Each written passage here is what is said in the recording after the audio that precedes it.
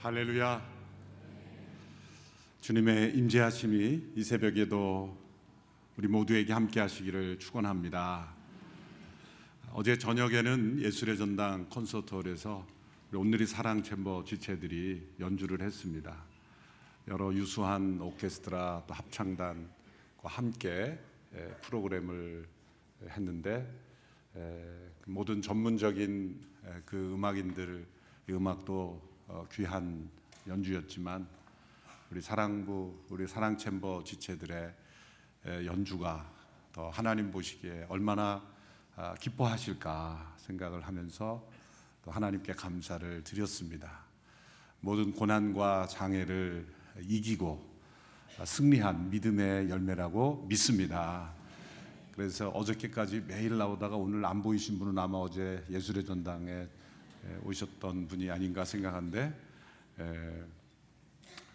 그럼에도 불구하고 나오신 분도 계시네요. 함께 참여해 주시고 축복해 주신 분들 감사를 드립니다.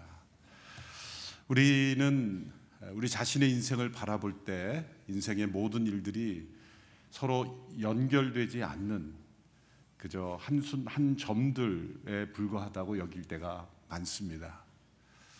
그러나 우리를 창조하신 그리고 우리의 인생을 주관하시는 하나님의 시각으로 볼 때는 모든 것이 연결되어 있는 하나의 선을 이루는 점이라는 것을 어느 한순간에 깨닫게 됩니다. 그리고 그 선이 우리가 생각하지 못했던 멋진 그림을 그리는 작은 점들이었다는 것을 알게 되는 순간이 있습니다. 우리는 전체적으로 볼 수 있는 눈이 없습니다. 과거를 해석할 수 있는 시각도 부족하고 또 우리 미래를 내다볼 수 있는 능력도 부족하기 때문에 그저 순간순간 현실에 부딪혀오는 그 상황, 그 문제 앞에 그저 반응할 뿐입니다. 그러나 그 모든 그 순간의 선택들이 우리가 볼 때는 파편적으로 흩어져 있는 점들처럼 여겨지고 아무 상관없는 그런 일들로 생각이 됩니다. 그러나 전능하신 하나님께서 우리를 창조하시고 우리를 인도하시는 그 하나님의 큰 그림에서 볼 때 우리 한 사람 한 사람의 인생은 하나님 안에서 멋진 그림들을 그려가고 있다는 것이죠.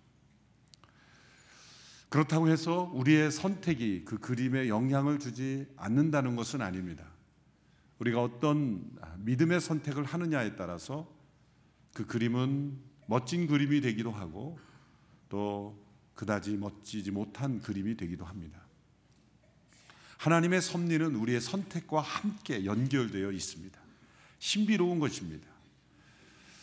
우리가 어떤 선택을 하든지 상관없는 것이 아닙니다. 또 우리가 선택하는 대로 되어지는 것도 아닙니다. 이 하나님의 섭리는 우리의 선택과 더불어서 함께 맞물려 가면서 우리의 때로 실수와 잘못에도 불구하고 하나님의 목적은 이루어 갑니다.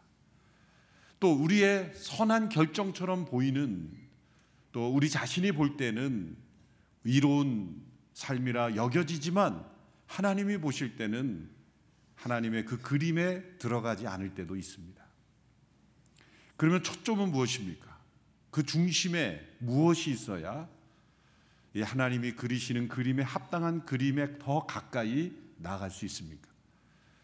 그것은 하나님의 약속에 초점을 두는 것이죠.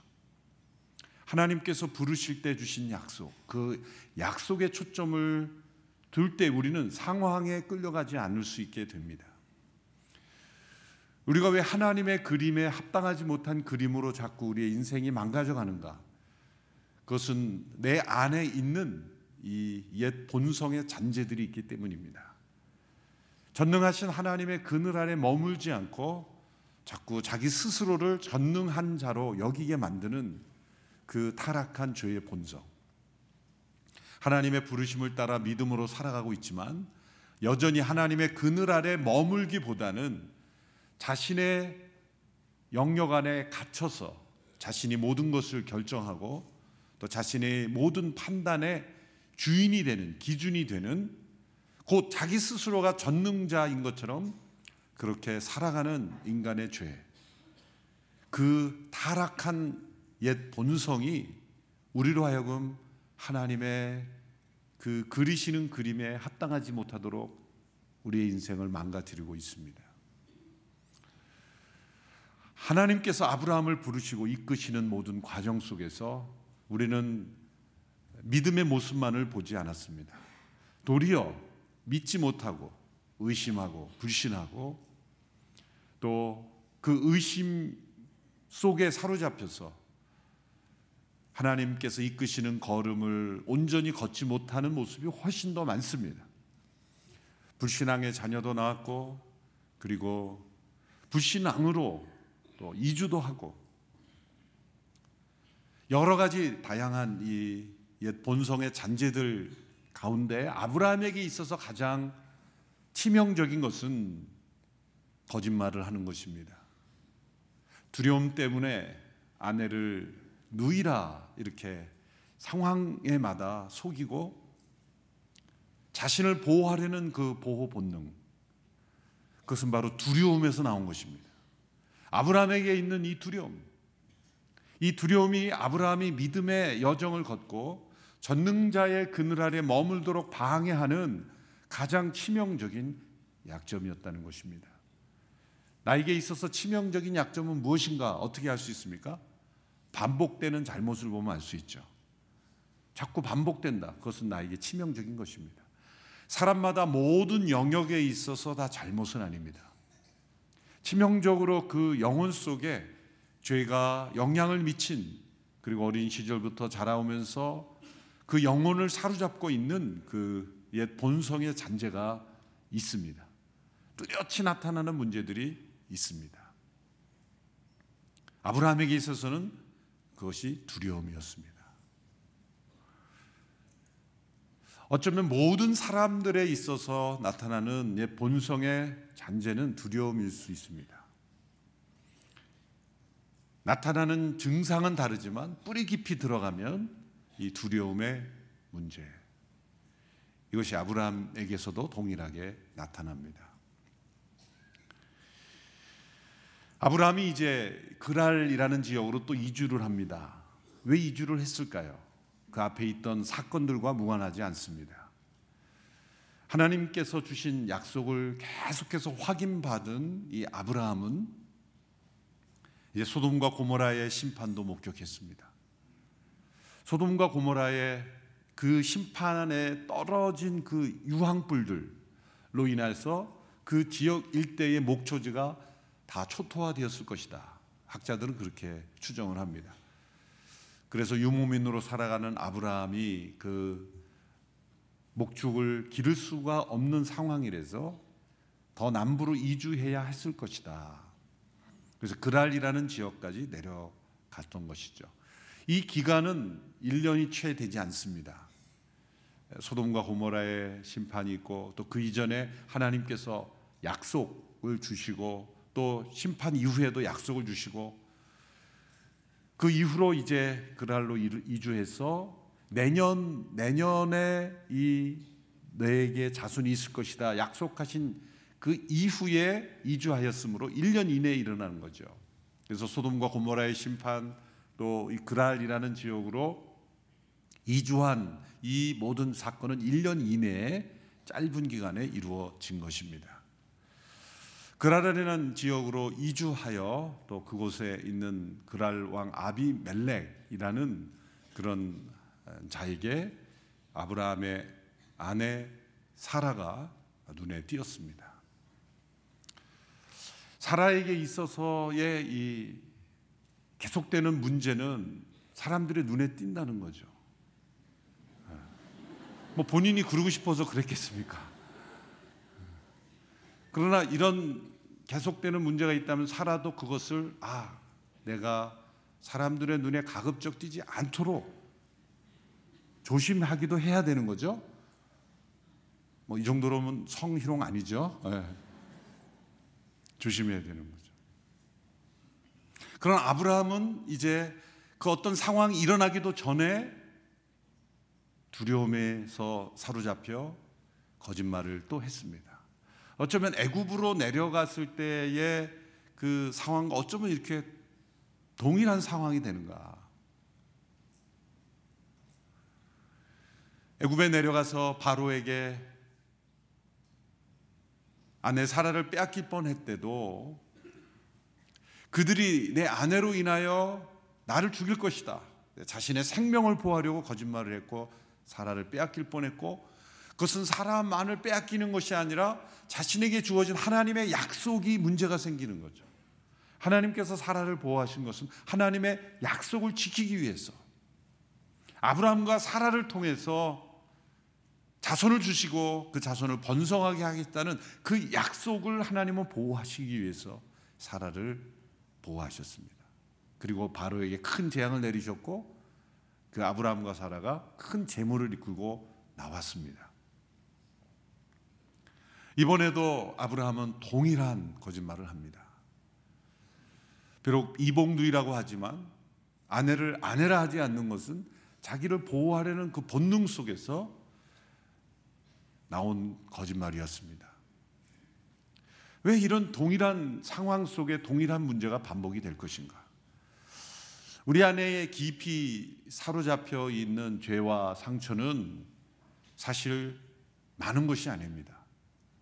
어떤 심각한 트라우마에 의해서 어떤 상황이 되면 그 상황에 동일하게 그 죄와 상처로 반응하는 것이 우리는 몇 번만 반복하면 습관화되는 겁니다.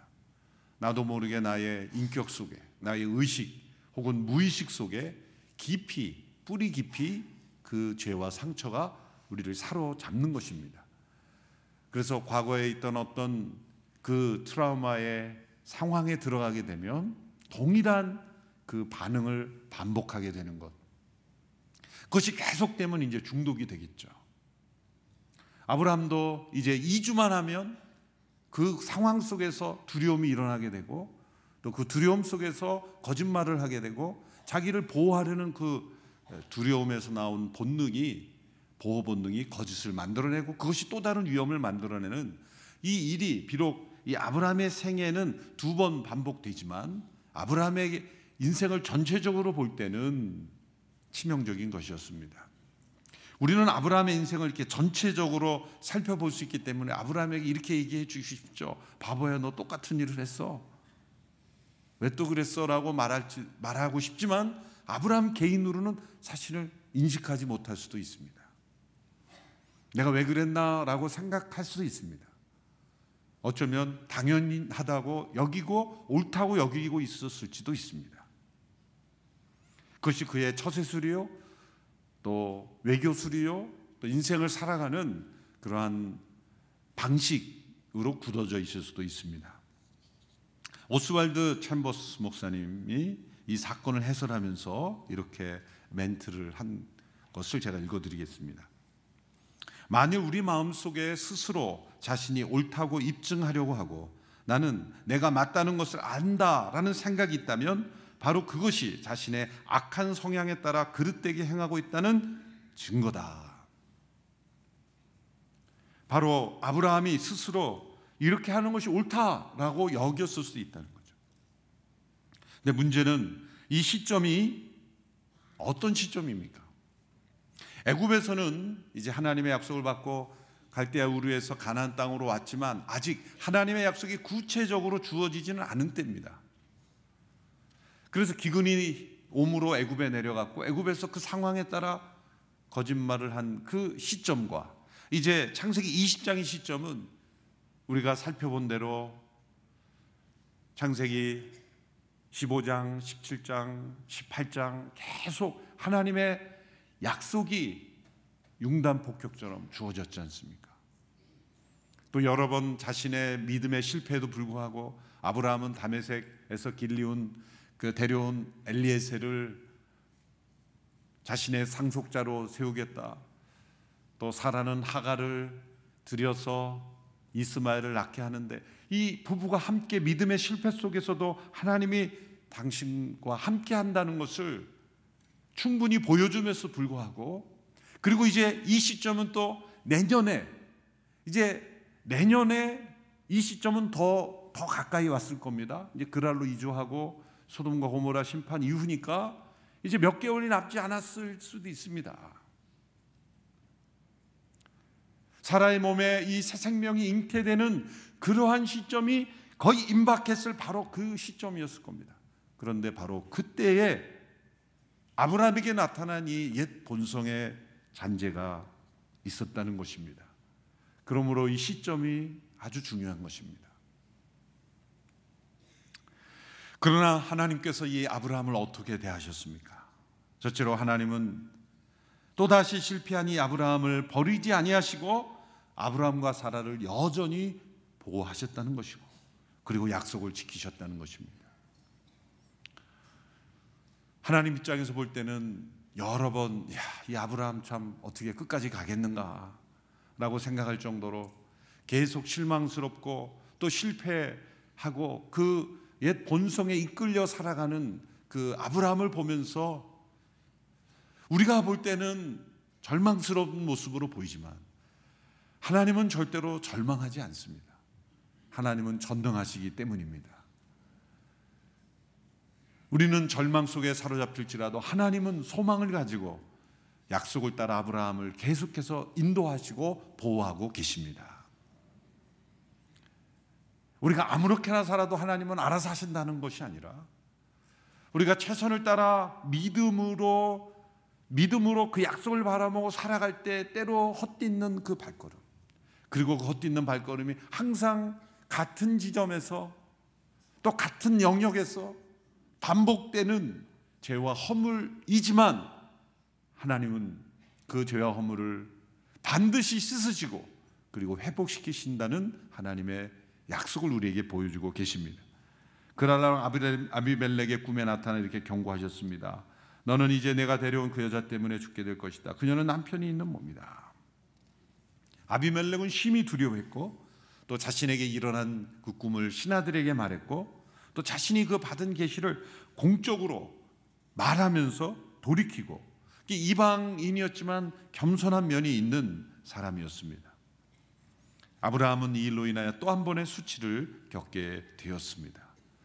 아비멜렉에게 또 수치와 책망을 받았을 때 아브라함이 뭐라고 답변했는지를 보십시오. 이 아브라함의 이 답변에 아브라함의 옛 본성의 잔재가 남아 있습니다. 창세기 20장 11절의 말씀입니다. 우리 같이 한 목소리로 함께 읽겠습니다. 시작. 아브라함이 말했습니다. 저는 이곳은 분명 하나님을 경외하지 않으니 사람들이 내 아내 때문에 나를 죽일 것이다 라고 생각했습니다.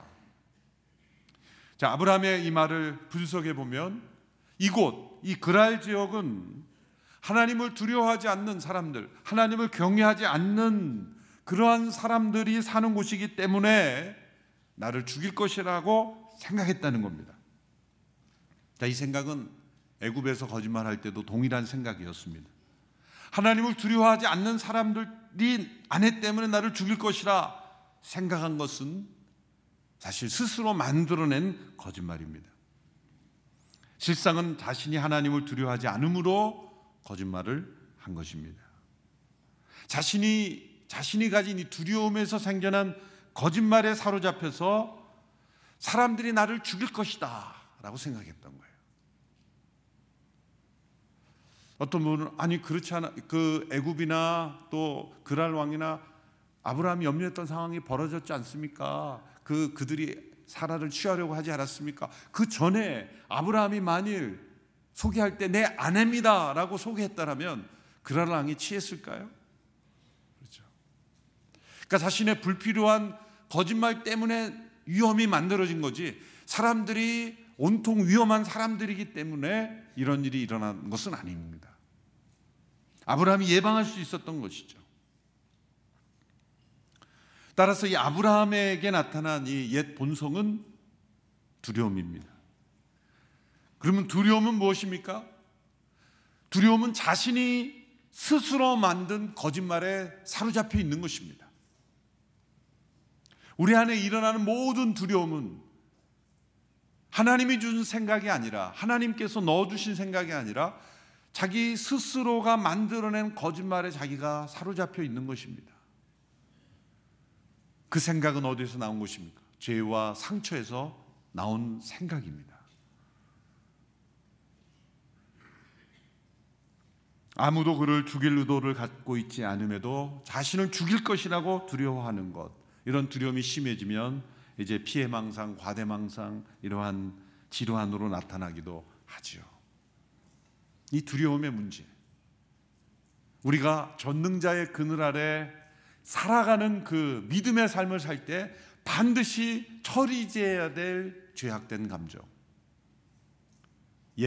타락한 옛 성품의 영향력, 이것이 바로 이 두려움, 가장 보편적인 두려움입니다. 이 두려움에 대해서 더 자세히 알고 싶은 분은 우리 양재 이상주 목사님이 쓰신 두려움 넘어서의 삶, 그 책을 사서 읽어보시기 바랍니다. 이 새벽에 두려움 계속 얘기하기는 어렵습니다. 자신이 스스로 만든 거짓말에 사로잡혀 있는 것, 이런 이야기를 저희 아들이 초등학교 1학년 때가 2학년 때 좀 재밌는 얘기 좀 해보라 그러면 그 재밌는 얘기를 곧잘 했어요. 요즘은 뭐 해달라 그래도 안 하지만, 그래서 이 미국에서 그 신방을 같이 어리니까 같이 데리고 다니니까 재미없어 하잖아요. 그래서 이제 함께 신방 간 우리 장로님이나 집사님들이 재밌는 얘기를 이렇게 잘 들어주니까 그 재밌는 얘기를 신방 갈 때마다 얘가 준비를 한 것 같아요. 자꾸 시키니까, 그리고 잘하면 칭찬해주고 뭐 이러니까, 그래서 신방 갈 때마다 얘가 재밌는 얘기를 준비했는지 하여튼 초등학교 때 곧장 재밌는 얘기를 많이 했는데, 그때 우리 아들이 한 이야기예요. 자신을 쥐라고 생각한 사람이 있었다는 거예요. 그래서 자신을 쥐라고 생각하니 얼마나 삶이 비참합니까? 그래서 이제 병원에서 치료를 받았습니다. 그래서 치료를 잘 받고 자신이 더 이상 쥐가 아니라는 것을 분명히 알았습니다. 여러 번 의료진이 확인하고 당신은 쥐가 아니라 사람입니다. 그래서 이제 시험에 합격하고 이제 병원문을 나서는데 병원문 앞에 고양이가 한 마리 있는 거예요. 근데 이 사람이 탁 나가면서 움찔하면서 못 나가는 거예요. 그래서 의사 선생님이 그 사람을 향해서, 아니 당신이 이제 쥐가 아니라는 걸 알았지 않습니까? 그런데 고양이를 두려워합니까? 그랬더니, 물론 저는 제가 고양이가 아니라는 걸 분명히 압니다. 근데 문제는 저 고양이가 아직 모를 거 아닙니까? 그런 거죠. 두려움에서 비롯된 이 자기 거짓말 속에 갇혀서 자기 스스로의 판단뿐만 아니라 상황도 전부 자기중심적으로 해석하는 것, 이것이 두려움입니다. 아브라함에게 나타난 이 말의 모순, 세상이 하나님을 두려워하지 않아서 자신이 불가피하게 거짓말했다, 이것이 거짓입니다. 물론 세상은 하나님을 두려워하지 않습니다. 그런데 아브라함에게 일어난 이 문제는 세상이 하나님을 두려워하지 않아서 제가 불가피하게 거짓말을 한 게 아니라 자신이 하나님을 두려워하지 않아서 거짓말을 하게 된 거예요. 문제는 상황이나 문제가 아니라 자신이 하나님을 두려워하느냐의 문제인 것이죠. 이 모든 과정을 통해서 살펴볼 수 있는 것은 하나님께서는 아브라함을 통해 이룰 역사가 있습니다. 또 아브라함에게 비전과 약속을 주셨습니다. 온 열방의 복의 근원이 되게 하십니다. 그런데 아브라함 안에 있는 깊은 내면의 문제까지도 하나님은 추적하신다는 거죠. 열방에 대한 비전을 주시지만 열방에 대한 비전을 이루는데 통로가 되는데 장애물은 열방이 아니라는 거죠. 내 마음의 깊은 골방에 있는 죄악의 뿌리라는 거죠. 그래서 우리는 열방으로 가려고 하면 반드시 골방으로 가야 됩니다. 골방에 들어가지 않고 열방에 갈 수가 없어요. 아브라함을 믿음의 조상이요 또 땅의 모든 족속의 복의 근원이 되게 하시겠다고 이끌어가는 그 모든 믿음의 여정에서 가장 걸림돌이 되는 것이 나타났지 않습니까? 그것은 무엇입니까? 애굽의 바로도 아니요, 그랄 왕 아비멜렉도 아니요, 저 북쪽에 있는 그돌라오멜 동맹국도 아니요, 소돔과 고모라의 그 타락한 도시도 아닙니다. 세상은 원래 악했고 하나님을 떠난 사람들이 모여 사는 곳, 하나님이 없다고 여기는 모든 사람들, 하나님을 두려워하지 않는 사람들에게서 나타나는 것은 뻔한 일입니다. 그런데 믿음의 사람이 그 세상의 상황, 문화, 하나님을 두려워하지 않는 이들로 인하여 내가 죄를 범하는 게 아닙니다. 내가 하나님을 두려워하지 않기에 거짓된 두려움이 내 안에 들어오고, 그 두려움 때문에 거짓말을 만들어내고, 그 거짓말에 사로잡히면 상황에 이끌리는 겁니다. 전등자의 그늘 아래 머무는 인생은 상황이 아니라 하나님의 약속이라고 했습니다. 나의 욕심이 아니라 하나님의 비전이라고 했습니다. 그러기 위해서 우리는 우리 마음의 골방에 들어가 은밀한 중에 보시는, 나의 마음 깊숙한 곳까지 추적하시는 그 하나님의 그 사랑의 눈길 앞에 자신을 나타내고, 그리고 나의 죄와 상처를 하나님 앞에서 회복해야 하는 것입니다. 아무리 정밀한 영상으로 찍어도 그건 나오지 않아요. 최첨단 장비로 아무리 스캔을 해도 MRI, CT 온갖 장비를 다 찍어도 그 마음의 문제는 나오지 않습니다. 육체의 문제만 나올 뿐이에요. 그런데 놀라운 것은 그 육체에서 나타나는 문제는 마음의 문제와 연결이 될 수 있다는 거죠. 극심한 스트레스와 두려움과 불안, 염려 속에 사로잡히면 몸에 병이 생깁니다. 그러므로 우리의 마음에 있는 깊은 이 옛 본성의 잔재를 드러내고 십자가 앞에 나아가 치유받고 회복하는 일이 얼마나 중요한가를 하나님께서 말씀하고 계신 것입니다. 하나님은 아브라함을 믿음의 조상이요, 또 그를 통해 예수님을 세상에 오시는 일을 계획하셨습니다. 그러나 동시에 하나님은 아브라함을 도구로만 사용하지 아니하시고 그 아브라함 안에 예수 그리스도의 형상이 이루어지는 것, 그의 마음 깊숙한 곳에 있는 이 두려움의 문제를 치유해 주시기를 원하셨습니다. 그래서 하나님은 무조건적인 은혜로 그를 보호하시고, 그를 먼저 책망하시기 전에 그를 보호하시고 그를 다시 돌이키시고, 그로 하여금 믿음의 여정으로 계속 이끄시는 그 자비로우신 하나님의 손길을 볼 수 있게 됐습니다. 그런데 이제 그랄 왕 아비멜렉 앞에서 하나님께서 또 하나의 또 조치를 하십니다. 애굽에서 내려가서 이제 그 문제를 일으켰을 때는, 돌아올 때는 큰 재물을 이끌고 나오게 하셨는데 이제 그랄에서 다시 나오게 하실 때는 이 그랄 왕 앞에서 하나님께서 아브라함을 어떻게 말씀하셨는지를 보시면 20장 7절의 말씀을 보십시오. 하나님께서 그랄 왕 아비멜렉에게 하신 말씀입니다. 20장 7절의 말씀 시작.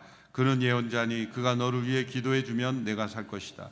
그러나 만약 내가 그녀를 돌려주지 않으면 너와 내게 속한 사람이 다 죽게 될 것이다. 그는 예언자다. 아브라함을 예언자라 이렇게 칭하셨습니다. 그리고 그가 너를 위해 기도해 주면 내가 살 것이다. 당시에 이 그랄 왕 아비멜렉의 모든 가문에 속한 이들이 생명을 잉태하지 못하는 그 상황이었다는 거예요. 그것도 참 놀랐습니다. 그것은 하나님께서 아브라함의 가정을 보호하시기 위해서 아비멜렉 집안의 모든 태를 그동안 닫아 놓으셨다는 거예요. 앞서가시는 하나님께서 그 아브라함과 사라를 보호하셨다는 거죠. 20장 17절 18절의 말씀을 보십시오. 함께 읽습니다. 시작. 아브라함이 하나님께 기도했더니 하나님께서 아비멜렉과 그의 아내와 그의 여종들을 고치셨습니다. 그래서 그들이 아이를 가질 수 있게 했습니다. 여호와께서 아브라함의 아내 사라 때문에 아비멜렉 집안의 모든 태를 그동안 닫으셨던 것입니다. 하나님께서 아브라함을 예언자라 이렇게 부르시며 아비멜렉을 위해서 기도해 주게 하십니다. 사역을 하게 하신 거죠. 중보 사역입니다. 하나님께서 소돔과 고모라를 위하여는 그 중보의 기도로 그 아버지의 마음, 또 예수 그리스도의 복음의 능력을 보여주시는 기도를 보여주시게 하셨지만, 이제 그랄 왕 아비멜렉 그 가문을 위해서는 그 태가 열리도록 기도하셨다는 겁니다. 아이러니한 하나님의 조치 아닙니까? 아브라함에게 무엇을 가르치려고 하시는 겁니까? 너는 지금 생명을 잉태하는 그러한 놀라운 중보자의 사명이 너에게 있다. 내가 이렇게 두려움에 사로잡혀서 거짓말하고 돌아다닐 그런 지금 상황이 아니라 너는 지금 생명을, 온 열방을 향하여 생명을 잉태케 하는 그 전능자의 능력 아래에 있는 사명자다. 내가 너를 통하여 내가 기도하면 태의 문을 열어주기도 하고, 내가 기도하면 생명의 역사가 일어나기도 하고, 내가 기도하지 않으면 하나님의 심판이 예정대로 그냥 임할 수도 있는 것이다. 너에게 이 열방의 생명들의 그 생명이 너에게 달려있다. 때로 우리가 옛 본성의 잔재를 버릴 수 있는 것은 더 위대한 하나님의 사랑과 은혜, 비교할 수 없는 하나님의 사명, 그것을 우리가 다시 회복할 때 우리는 옛 삶을 떠나고 하나님께 주시는 부름의 삶에 충성할 수 있게 됩니다. 실패한 베드로를 내 양을 먹이라는 사명을 주시고, 핍박자였던 바울을 이방인을 위한 사도로 부르시고, 그들 모두가 다 옛 본성의 잔재 속에 사로잡혀 있었던 사람들입니다. 사도 바울은 자기 스스로가 위대한 사람이 되고 싶은 어떠한 그러한 욕망, 명예욕, 세상을 향하여 정말 앞서가는 사람이 되고 싶었던 그 욕망이 그의 옛 본성의 잔재였을 겁니다. 그러나 하나님께서는 그의 모든 상처를 씻으시고 나에게 유익하던 모든 것을 다 배설물처럼 여길 수 있는 믿음의 사람으로 변화시켜 주셨습니다. 하나님께서는 아브라함에게도 그러한 소망을 가지고 계십니다. 아브라함의 현재의 모습은 이런 모습들이 반복되어 나타났지만, 나는 너를 포기하지 않을 것이다. 내가 너에게 준 그 약속대로 너는 생명을 잉태케 하는 이 세상의 중보자가 오게 하는 일에 쓰임받게 될 것이다. 너의 기도에 내가 생명을 붙여주겠다. 너의 기도를 통해 잃어버린 영혼이 돌아오고 죽은 영혼이 다시 살아나고 새 생명의 역사가 임하는 그러한 중보자로 너를 사용하겠다. 이런 위대한 사명으로 쓰임받게 되면 자신의 옛 삶을 되돌아보지 않을 수 있습니다. 이것은 오직 우리 주 예수 그리스도의 십자가의 보혈과 성령의 역사로만이 가능합니다. 하나님의 약속을 붙잡고 가는 이 아브라함을 하나님께서 끝까지 붙잡아 주시고, 또 그의 마음 깊숙한 곳에 있는 옛 본성의 잔재를 다 드러내셨어. 왜 25년의 그 약속이 이루어지기까지의 기간이 필요했습니까? 하나님의 약속을 주시자마자 전능하신 자의 능력이 바로 임하면 자신이 무슨 문제인지를 모릅니다. 왜 자신이 이 하나님의 보호하심이 필요한지를 깨닫지 못합니다. 그러나 25년의 과정을 통해서 이 아브라함 안에 있는 옛 본성의 잔재들이 다 드러난 겁니다. 애굽에서 드러나고 그랄에서 드러나고, 또 종을 드리려는 모습, 또 이스마엘이 태어난 모습, 이 모든 이 불신앙 속에 숨어있는 두려움 속에 숨어있는 그 옛 본성의 잔재들이 다 낱낱이 드러남으로 이제 아브라함은 이 생명이 태어났을 때 하나님의 전능하신 능력이었다, 하나님께서 나를 변화시키셨다 라고 고백할 수밖에 없게 하시는 것입니다. 우리가 전능자의 그늘을 경험하는 것은 역설적으로 말해 우리가 완전히 자신에게 절망할 때입니다. 우리는 자신에게 절망하고 자신에게 소망이 없다는 것을 깨닫기 전에는 전능하신 분 앞에 나아가지 않습니다. 끊임없이 자기 스스로가 전능자처럼 살아가려는 이 타락한 본성, 자기중심적이고 이기적이고 두려움 있고 세상의 정욕과 욕망과 타락한 본성으로 모든 상황에 끌려가는 인생이 아니라 하나님의 약속과 비전을 따라 믿음으로 전능자의 그늘 아래 머무는 우리의 인생이 되어야 할 줄로 믿습니다. 하나님께서 아브라함을 끝까지 추적하십니다. 아브라함의 내면에 있는 모든 더러운 것들을 다 들춰내십니다. 그것은 아브라함이 나에게 능력이 있어서 이런 일이 일어나는 것이 아니라 전능하신 분의 은혜의 그늘 아래 내가 있기 때문에 이러한 일들이 나에게 이 축복이 주어지는구나. 그리고 나에게는 사명이 있구나. 생명이 잉태되는 사명. 잃어버린 영혼, 죽은 영혼에게 새 생명이 잉태되는 그 역사. 여러분이 아브라함에게 준 사명은 우리에게 이 전도와 선교의 사명이에요.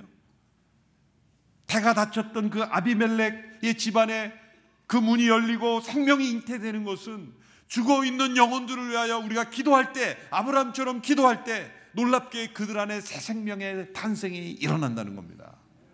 얼마나 놀라운 사명입니까?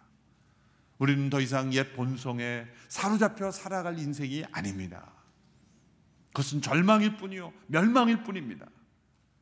이제 갈대아 우르를 떠났지만 여전히 자기 안에 있는 죄와 상처로부터 떠나지 못한 이 아브라함, 장소를 바꾼다고 사람이 바뀌는 게 아닙니다. 새 집으로 이사 간다고 마음이 새로워지는 게 아닙니다.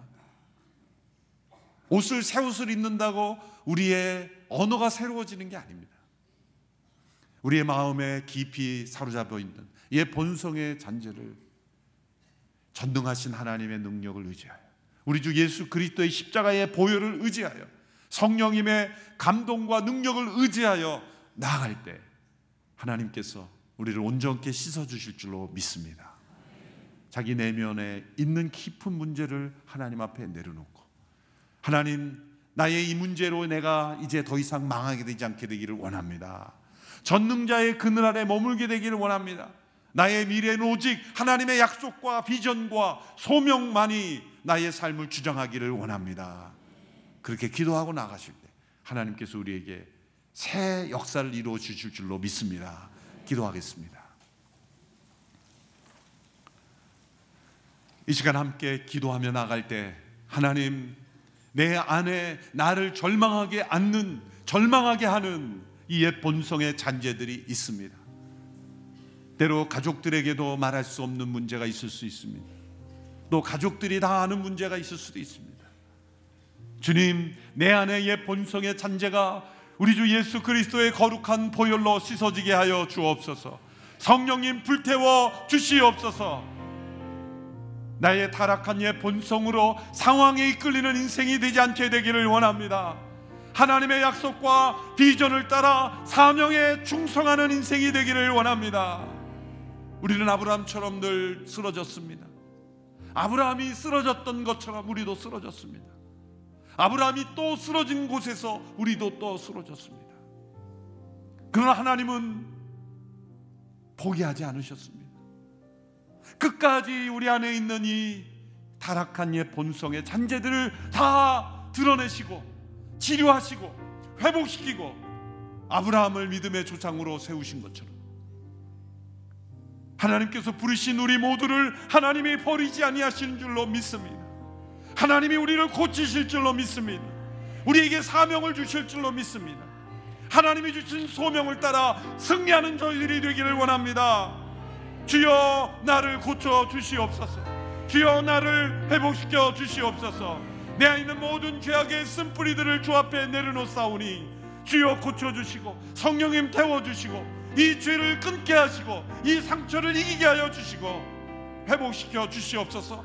주의 이름을 부르며 나의 영혼을 주 앞에 올려드리며 함께 기도하며 나가겠습니다. 주여, 주여, 주여. 살아계신 하나님 아버지, 아브라함의 죄와 상처 속에 우리의 모습이 있습니다. 나의 모습이 있습니다. 타락한 옛 본성의 잔재가 여전히 아브라함을 무너뜨리려 하고, 아브라함을 믿음에서 떠나게 하려고 하고, 아브라함의 부르심에서 떠나게 하려고 상황에 이끌리게 하고 두려움 속에 거짓말을 하며 하나님의 나라에 합당하지 못한 이 모습으로 살아가게 하는 이 옛 본성의 잔재가 우리 안에도 있습니다. 주여, 나의 마음 깊숙한 곳까지 추적하시며 드러내시며 더 이상은 하나님의 말씀을 떠나지 않게 하시고 더 이상은 하나님의 이 비전에서 떠나 자신의 상황과 문제와 욕심에 이끌려 살아가는 인생이 되지 않게 되기를 간절히 원합니다. 아브라함을 끝까지 포기하지 아니하시고 보호하시고 함께하시고 역사하신 하나님, 오늘 이 새벽에 전능자의 그늘 아래 머물기를 원하는 모든 주의 백성들을 포기하지 아니하시고 이 자리로 인도하시는 줄로 믿습니다. 모든 죄악된 옛 본성의 산재가 끊어지게 하여 주시고 모든 타락한 자아가 깨어지게 하여 주시고 타락한 옛 자아의 영향력으로부터 벗어나게 하여 주시고 옛 성품이 사라지게 하여 주시옵소서. 환경을 새롭게 하고 나 자신을 새롭게 함으로 겉으로 볼 때는 잘 포장될지 모르지만 하나님의 추적 앞에는 그 누구도 피할 수 없음을 고백합니다. 하나님, 아브라함의 모든 죄를 드러내시고 절망할 수밖에 없는 모든 상황 속에서 그러나 하나님, 아브라함을 포기하지 아니하시고 새 생명을 잉태케 하는 사명으로 불러주신 것처럼 아비멜렉의 집안의 생명을 잉태케 하는 그 놀라운 부르심을 보여주신 것처럼 우리도 옛 생명에 사로잡힌 인생이 아니라 그리스도 안에 새 생명을 잉태케 하며 새 생명을 전하며 새 생명을 드러내는 하나님의 사람들 다 되게 하여 주시기를 간절히 원합니다.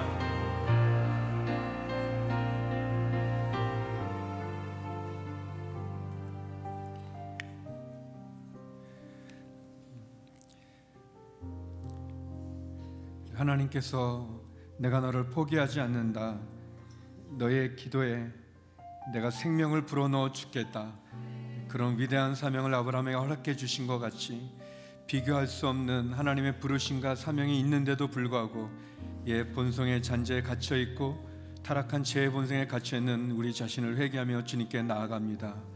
하나님, 예수 그리스도의 십자가의 보혈과 성령의 역사로 나를 새롭게 하여 주시옵소서. 상황에 얽매이거나 욕심에 얽매이는 두려움에 사로잡히는 것이 아니라 나를 향한 하나님의 약속과 하나님의 비전과 나를 향한 하나님의 그 끝없는 추적의 사랑에 붙잡힌 바 되어지는 주님의 사람 되게 하여 주시옵소서. 하나님의 전능자의 그날에 머무는 인생이 되게 하여 주시옵소서. 우리 다 자리에서 일어나셔서 하나님, 나를 새롭게 하여 주시옵소서. 주의 보혈로 나를 새롭게 하여 주시옵소서. 성령의 역사로 나를 새롭게 하여 주시옵소서. 상황과 욕심과 두려움이 아니라 하나님의 약속과 하나님의 비전과 전능자의 그날에 머무는 새 인생 되게 하여 주시옵소서. 우리 두 손 높이 들고 주여 부르며 기도하며 나가겠습니다. 주여, 주여, 주여.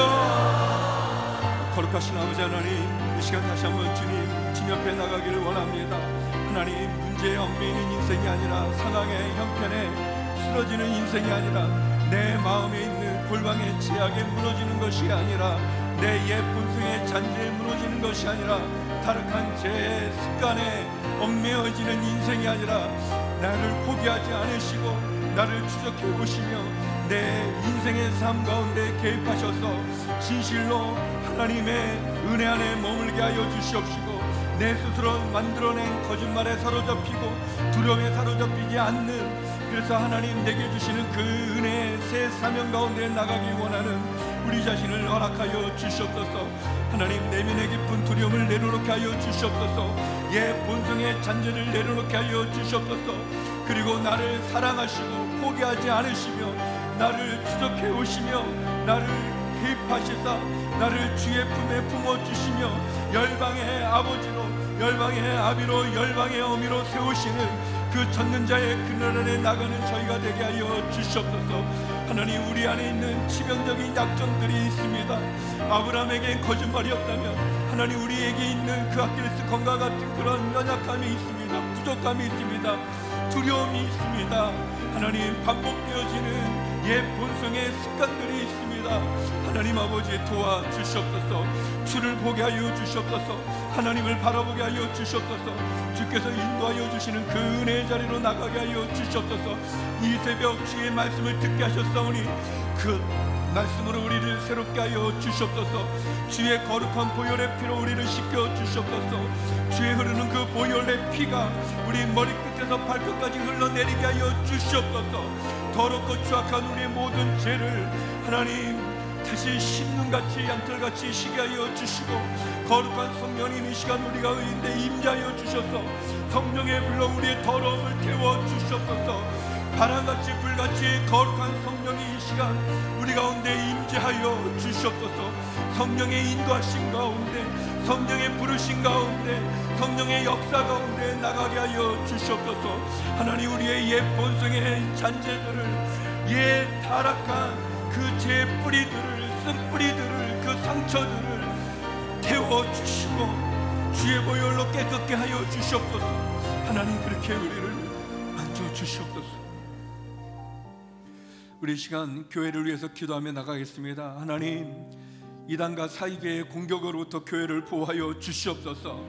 주의 성도들이 진리의 반석 위에 굳게 서게 하여 주시옵소서. 특별히 한국교회 성도들이 말씀대로 살지 않고 기도하지 않았음을 용서하여 주시옵소서. 예배자를 찾으시는 하나님 앞에 한국교회가 다시 한번 성령의 기름 부으심의 예배를 회복하게 하여 주시옵소서. 우리 이단과 사이비의 공격으로부터 교회를 보호하시고 진리의 반석에 굳게 서는 성도들과 하나님이 찾으시는 그 예배자로 나가기 위하여 함께 주여 부르며 기도하며 나가겠습니다. 주여, 주여, 주여. 거룩하신 아버지 하나님,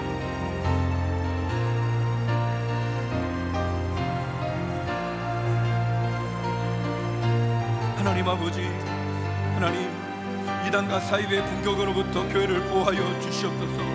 하나님 말씀의 진리의 반석에 굳게 서는 성도들이 되게 하여 주시옵소서. 진리와 거짓, 진리와 사이비를 구별할 수 있는 분별력을 허락하여 주시옵시고, 하나님 특별히 한국교회가 말씀대로 살지 않았음을 용서하여 주시옵소서. 하나님 교회 안에 많은 설교가 있지만 그 설교를 듣는데 그치고 그 말씀대로 살지 못했음을 용서하여 주시옵소서. 기도하지 않았음도 용서하여 주시옵소서. 깨어있지 못함도 용서하여 주시옵소서. 빛으로 소금으로 살지 못했음도 용서하여 주시옵소서. 하나님이 찾으시는 그 예배를 드리지 못했음을 용서하여 주시옵소서. 하나님 아버지, 한국교회가 깨어나게 하여 주시옵소서. 기도하게 하여 주시고 주의 말씀 가운데 굳건히 서게 하여 주시옵시고, 하나님 성령의 기름 부으심에 주께서 찾으시는 예배자로 거듭나게 하여 주시옵소서. 주의 은혜를 구하고 사랑을 구합니다. 하나님 아버지, 교회들마다 찬양과 경배가 넘쳐나며 말씀이 살아 역사하며 성령이 운행하시는 그런 교회로 새롭게 하여 주시옵소서. 현실의 제약 가운데서 구별된 교회 되어지게 하여 주시옵시고, 주의 말씀이 우리 가운데 넘쳐 흐를 수 있는 강단들이 되게 하여 주시옵소서. 하나님 아버지, 주님 앞에 이단과 사이비를 경계하게 하여 주시고 분별하게 하여 주시옵시고, 참 진리 가운데 거할 수 있는 교회들로 세워 주시옵소서. 진리의 반석 가운데, 말씀의 반석 가운데 쓸 수 있게 하여 주시옵시고, 하나님을 사랑하고 주께서 주신 사명 가운데 응답할 수 있는 한국교회가 되어지게 하여 주시옵소서. 이 민족을 변화시킬 수 있으며 땅끝까지 주의 복음을 전하는 선교의 사명을 감당하는 교회 되어지게 하여 주시옵소서. 교회 되어지게 하여 주시옵소서. 이 시간 나라와 민족을 위하여 기도하며 나가겠습니다. 하나님, 이 나라를 긍휼히 여겨 주시옵소서.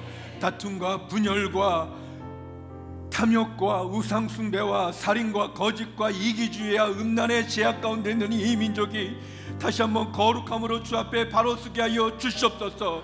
정치, 경제, 외교, 안보, 영적, 도덕적인 위기 가운데 있는 이 민족을 긍휼히 여겨 주시옵소서. 핵으로 위협하는 저 북한이 변화되게 하여 주시옵소서. 하나님, 우리의 지도자들이 회개하고 주께 돌아오게 하여 주시옵소서. 하나님의 창조 질서를 거스리는 모든 악한 이념들, 문화들, 주장들은 무너지게 하여 주시옵소서. 우리 나라와 민족을 위하여 주여 부르며 기도하며 나가겠습니다. 주여, 주여, 주여. 하나님 아버지, 위기 가운데 있는 이 나라를 위하여 기도합니다. 하나님, 전쟁의 뱃더미 속에서 폐허 가운데도 하나님 놀라운 경제적인 성장을 이루어 주셨고, 하나님, 전쟁 가운데 그 죽음 속에서도 하나님 수많은 젊은이들이 하나님 이 나라를 돕기 위해서 왔던 그 유엔의 그 젊은이들이 하나님 자유민주주의를 지키기 위해서 죽어갔던 그 수많은 죽음들이 하나님 주의 복음을 지키기 위해서 승부했던 그 승부의 피가 있는 이 민족을 하나님 포기하지 말아 주시옵소서. 주여 돛대를 옮기지 말아 주시옵소서. 하나님, 우리가 교만했나이다. 하나님, 우리가 이기주의 속에 빠져있고 우상 숭배의 죄악을 저지르며 음란과 거짓과 살인과 탐욕에 하나님 분열하며 하나님 다투며 하나님 주를 무시하며 주의 말씀 앞에 나가지 못했음을 용서하여 주시옵소서. 하나님의 창조 질서를 부인하고 거스리는 그런 문화와 헛되이 이념들은 무너지게 하여 주시옵소서. 저 북한의 악권 정권도 무너지게 하여 주시옵소서. 하나님 아버지, 정치, 경제, 외교, 안보의 위기 가운데 있습니다. 우리 지도자들이 깨어나게 하여 주시옵소서. 하나님을 경외하고 두려워하게 하여 주시옵소서. 다시 한번 아버지 하나님, 영적인 위기 가운데, 도덕적인 위기 가운데, 종교적인 위기 가운데 있는 이 민족이 다시 한번 주님께 돌아오게 하여 주시옵시고 주 앞에 바로 서게 하여 주시옵소서. 이 민족을 주여 도와주시옵소서. 구원하여 주시옵소서. 믿음의 사람들을 세워주시옵시고 믿음의 부르짖는 기도를 응답하여 주시옵소서. 하나님, 요셉과 같이 다니엘과 같은 니에미야 같은 지도자들을 세워주시옵소서. 하나님을 경외하게 하여 주시옵시고 하나님을 두려워하게 하여 주시옵시며 진리 가운데 말씀 가운데 하나님 이 민족이 복음으로 말씀으로 온전한 통일을 이루게 하여 주시옵소서. 아버지 하나님, 다시 한번 깨어 기도합니다. 주여 은혜를 내려 주시옵소서. 은총을 베풀어 주시옵소서. 이 시간 우리 마지막으로 기도할 때 40일 새벽 기도 동안 하나님 우리에게 말씀을 듣게 해주시니 감사합니다. 부르짖게 하시니 감사합니다. 하나님, 우리가 기도할 수 있는데 기도하지 않았음을 용서하여 주시옵소서. 하나님, 이 시간 우리가 40일 동안 다시 한번 나를 변화시켜 주시옵소서. 하나님을 만나게 하여 주시옵소서. 주님을 만나게 하여 주시옵소서. 내 신앙이, 내 주를 향한 나의 마음이 새롭게 하여 주시옵소서. 하나님, 우리의 자녀들을 변화시켜 주시옵소서. 우리의 자녀들의 믿음을 허락하여 주시옵소서. 우리 자녀들이 하나님의 은혜 가운데 거하게 하여 주시옵소서. 하나님, 우리 가정이 주님 기뻐하는 가정 되게 하여 주시옵소서. 나의 직장이, 나의 기업이 하나님 변화되게 하여 주시옵소서. 이 시간 마지막 기도할 때 하나님 나를 변화시켜 주시고 우리 자녀를 변화시켜 주시고 우리 가정을 변화시켜 주시옵소서. 우리 두 손 높이 들고 주여 부르며 기도하시겠습니다. 주여, 주여, 주여.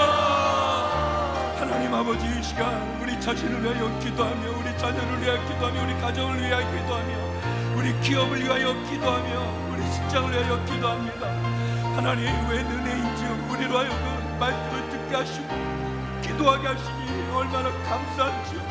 하나님, 아내를 기도로 마무리하고 새해를 기도로 맞이하며 젖는 자의 그날에 머무리라는 귀한 말씀을 듣게 하시니 얼마나 감사한지요.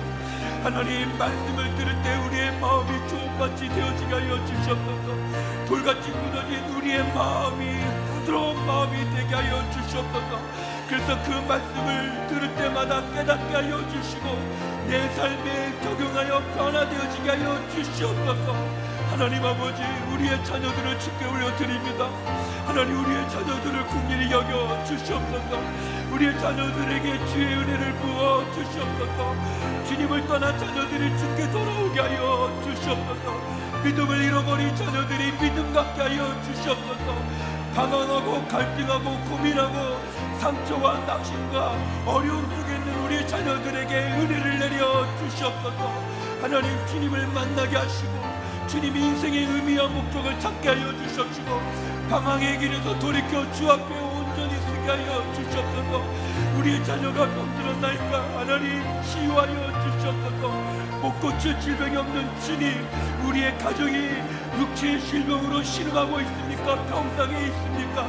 하나님, 치유의 강선을 바라여 주시사 하나님 회복시켜 주시고 고쳐주시고 치유하여 주시고 낫게 하여 주시옵소서. 주님 내 자리를 들고 걸어가라 38년 된 병자에게 말씀하신 것 같이 그 질병에서 우리를 건져 주시옵소서. 하나님 아버지 주여 우리의 가정이 주의 가정 되어지게 하여 주시옵소서. 예배가 회복되게 내주시고 사랑이 회복되게 하여 주시옵시고 관계가 회복되게 하여 주시옵시고 우리의 가정이 주님의 가정으로 변화되어지는 40일이 되게 하여 주시옵소서. 새벽마다 주 앞에 나와 간절한 소망으로 부르짖습니다. 하나님 경제적인 위기 가운데 있는 가정이 있으니까 하늘의 창고를 열어 주시옵소서. 부부간에 어려움이 있는 가정이 있습니까? 자녀간에 갈등이 있는 가정이 있습니까? 그 관계를 회복시켜 주시옵소서. 사랑이 없습니까? 사랑을 부어 주시옵소서. 병들었나이까? 하나님 그 병을 치유하여 주시다 나음의 은혜와 기적을 베풀어 주시옵소서. 하나님 기도할 수 있는데 기도하지 않았음을 용서하여 주시옵시고 저희로 기도하게 하시니 감사합니다. 하나님 은혜를 부어 주시옵소서. 거룩하신 아버지 하나님, 우리 안에 있는 옛 본성의 잔재를 성령의 불로 다 태워 주시옵소서. 우리의 타락한 제 본성이 예수 그리스도의 십자가에 보여 다 씻김받게 하여 주시옵소서. 내가 너를 포기하지 않는다. 내가 너를 지키며 내가 너를 만들어가며 그래서 상황 욕심이 아니라 우리의 옛 본성의 자아가 아니라 나를 사랑하시는 그 전능자의 그늘 아래 머무는 저희가 되게 하여 주시옵소서. 우리에게 사명을 주시고 아브라함을 포기하지 않으시고 사명을 주신 것처럼 우리를 포기하지 않고 우리에게 위대한 사명을 주시는 생명을 낳게 하는 사명을 주셨던 것처럼 하나님 우리에게도 주님이 주신 그 사명, 죽어가는 영혼들을 살리는 이 선교와 전도의 사명을 허락하여 주시옵소서. 하나님 아버지, 전능자의 그늘 안에 머무는 그 은혜로 이 새벽을 축복하심에 감사드립니다. 하나님, 이 나라 이 민족을 긍휼히 여겨 주시옵시고 우리 교회를 긍휼히 여겨 주시옵시며 우리의 자녀와 우리의 가정을 긍휼히 여겨 주시옵소서. 하나님, 이 40일 새벽마다 부르짖는 우리의 마음의 소원들이 있나이다. 하나님, 부르짖는 우리의 기도를 들어 응답하여 주시옵소서. 이제는 우리 주 예수 그리스도의 은혜와 아버지 하나님의 그 크신 사랑과 성령의 교통하심이 우리를 포기하지 아니하시고 우리를 추적하사 우리에게 귀한 사명을 주시는 그 전능자의 그날에 머물기를 원하는 주의 성도님들 가운데 우리 선교사님들과 이 나라의 민족 가운데 이제로부터 영원히 함께 없기를 간절히 축원하옵나이다.